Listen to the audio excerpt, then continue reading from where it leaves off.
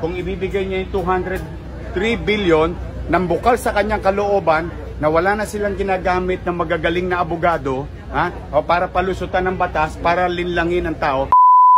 5 years thereafter, walang nag-follow up. Wala na yung 200 billion ng mga kababayan natin Pilipino. Due for the state, due for every Filipino. Yun po yung pinapasok ninyo. Yun yung pipiliin ninyo. Pero sir, ano po? Kaya kailangan talaga bantayan natin maigi ang eleksyon na ito. At hindi po ito fake news ha.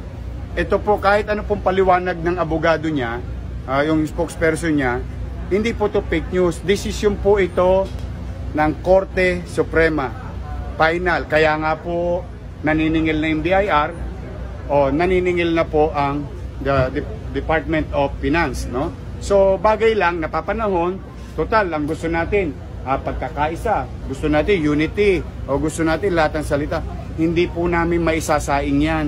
Ang maisasaing namin, yung 200 billion, pwedeng pagamit sa mga nahihirapan nating kababayan. So yun lang naman ang punto ko doon. But Mayor, what does that say with the character of a potential president that they aren't paying their obligations to the government? And that's the time for you to think twice.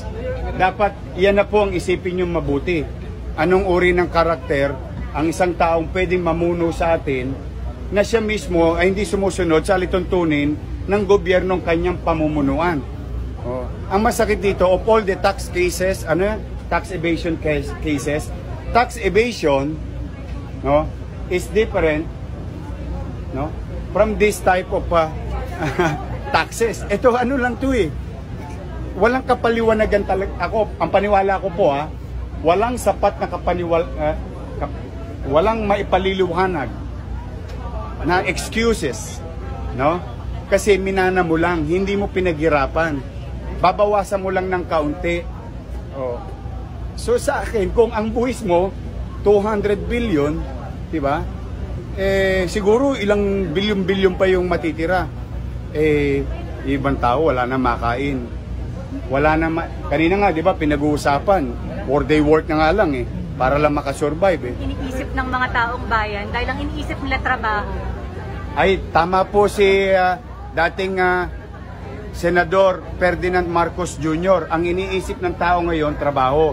Ngayon kung masisingil natin sa kanya yung 203 billion, marami tayong mabibigay na trabaho. Tama siya doon at dapat siya na magsimula. Kung yung talagang iniisip niya ay malasakit sa kapwa, malasakit sa Pilipino. Kung ibibigay niya yung 203 billion nang bukal sa kanyang kalooban na wala na silang ginagamit ng magagaling na abogado o para palusutan ng batas, para linlangin ang tao, kung ako po sa kanya, gusto niya magbigay ng trabaho, wala po siyang gagawin na mahirap. Bayaran lang po yung 203